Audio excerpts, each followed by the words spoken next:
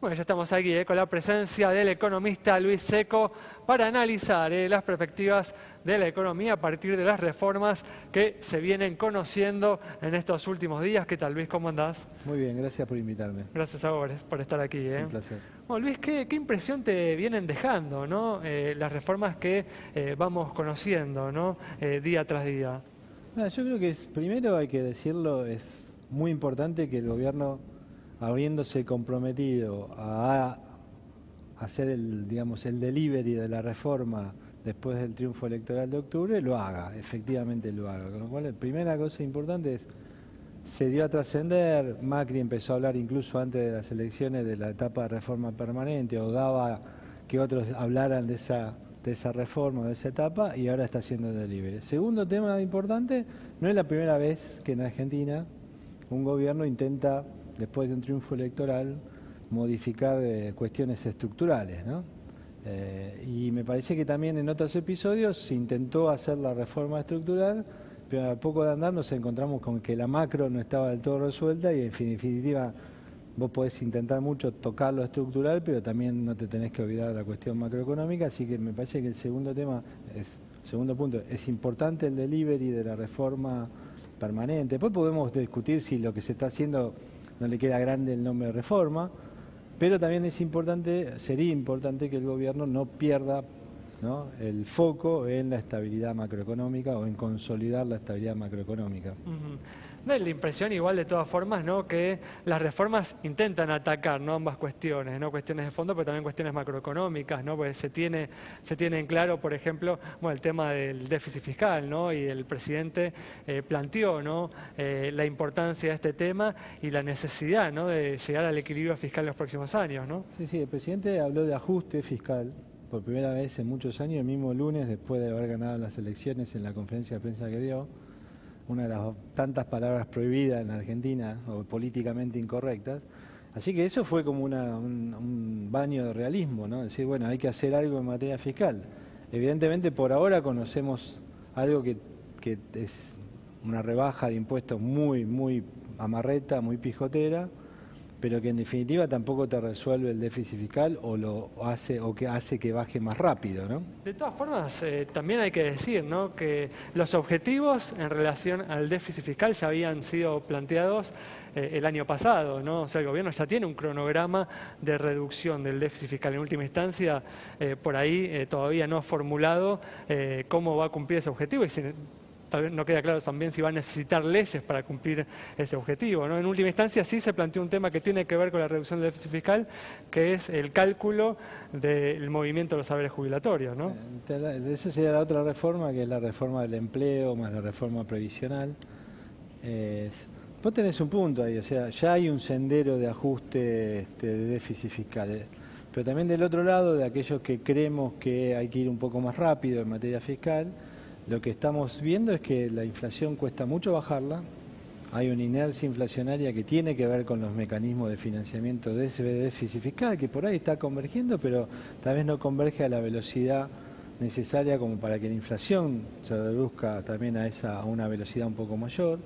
Y me parece que ahí es donde yo me refiero a la estabilidad macro. Vos fíjate, Argentina va camino a un déficit fiscal después del pago de intereses o con los intereses adentro, que son 6 puntos del PBI, o 5 y pico, 6 puntos del PBI. Un déficit de cuenta corriente que el año que viene es un déficit externo, necesidad de financiamiento externo, que son otros 5 puntos del PBI. Y un tipo de cambio, un valor del dólar que luce barato. Uno hablan de atraso, de apreciación cambiaria y demás. Cuando vos combinaste esas tres cosas en la historia argentina, terminó mal. O sea, cuando se corta el financiamiento externo hay que corregir. Y de acá lo que hay que evitar es que se crea esa expectativa de que hay que corregir, ¿no? ¿Terminó mal o peor? Son las dos maneras que terminaron, ¿no? Mira, acá ve que la política no quiere, no sabe o no puede corregir los desequilibrios macro, de alguna manera se corrigen, ¿no? Ahora, justamente decías, uno de los riesgos es que este financiamiento que permite el gradualismo se acabe, quizás por una suba de interés de la tasa de Estados Unidos o alguna otra cosa. ¿Ves algún tipo de evento de ese tipo en el horizonte, Luis? Yo creo que por ahora, digamos, siempre hay lo que se llama solamente un cisne negro, eventos imponderables que son de muy baja probabilidad de ocurrencia, pero son devastadores, ¿no? La verdad que es difícil hacer un escenario supuesto sobre la base de ese tipo de eventos. En un escenario normal, sin un evento de esa característica, no hay ninguna amenaza creíble, digamos, o fuerte a la posibilidad de que el gobierno siga financiándose tal cual se financia. Como tampoco hay una amenaza desde el punto de vista interno, ¿no? O sea, acá me parece que este famoso gradualismo, el ir de a poco, hace que las transiciones sean más largas. Cuanto más larga es la transición, más crédito necesitas. Necesitas crédito de la ciudadanía, que te voten, y necesitas crédito del mercado. Hoy da la sensación de que todos los politólogos argentinos dicen que Macri tiene allanado el camino hasta el 2019, otros se animan en el 2023, tiene crédito local. Tiene crédito externo para financiar la transición y eso da comodidad. Por eso te decía antes que lo más importante es evitar esa comodidad y decir, bueno, hago lo que tengo que hacer. Además de la reforma tributaria, se lanzó un blanqueo laboral. ¿Te parece que la Argentina va a poder, a partir de esta medida, finalmente terminar con el empleo en negro que afecta al 50% de los trabajadores? Mira, me parece que ahí, digamos, se hace un blanqueo y hay una rebaja media escondida del costo de los aportes patronales. Y también el tema de las indemnizaciones, ¿no? Y demás. La combinación de eso debería darte un incentivo a, digamos, a blanquear, ¿no? Porque no te cobran multa por el personal en negro que decís que tenés efectivamente y vas a pagar un poco menos hacia adelante entre aportes patronales y otros costos que hacen el empleo.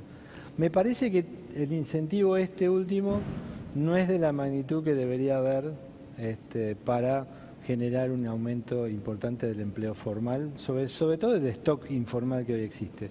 Pero la verdad es que es bastante, por ahora es un borrador, lo que se conoció por lo menos no tiene la fuerza de un proyecto ya presentado, y me parece que es material de discusión y me parece que ahí hay varias fuerzas o presiones para tratar de hacer un poco más atractivo ese blanqueo, no tanto desde el punto de vista de la multa, que es cero durante un buen periodo de tiempo, sino hacia adelante cuánto vas a pagar de contribuciones patronales para ese empleado que antes estaba en negro y que ahora va a estar blanco si te acoges al blanqueo. Pero me parece que la reforma previsional, la reforma del empleo, la reforma tributaria, además son temas que claramente marcan un antes y un después en la agenda de gobierno. Ya te digo, creo que eso no significa que no tengas que poner un ojo a la dinámica macro, ¿no? ¿Qué otros temas agregarías, ¿no?, dentro de esta agenda para, de alguna manera, generar, ¿no?, condiciones más favorables para que la Argentina tenga un crecimiento sólido en los próximos años? Mira, cada vez que Argentina entró en esta combinación que te decía antes, ¿no?, de déficit fiscal y déficit externo, que es lo que se llama usualmente déficit gemelo, con atraso cambiario y sobre todo a partir de la sobrevaloración del peso, hablamos de lo que se llama usualmente el costo argentino, ¿no? Esta idea de que somos demasiado caros, ¿no? Entonces, el costo argentino tiene varios niveles, varios insumos. Uno es el laboral, otro es obviamente el peso muerto del Estado y el impositivo. Tenemos problemas que hacen a otras cuestiones, por ejemplo, muchas empresas reciben personal que tienen que entrenar en el trabajo, la reforma laboral parece ser que algo va a hacer en materia de entrenamiento.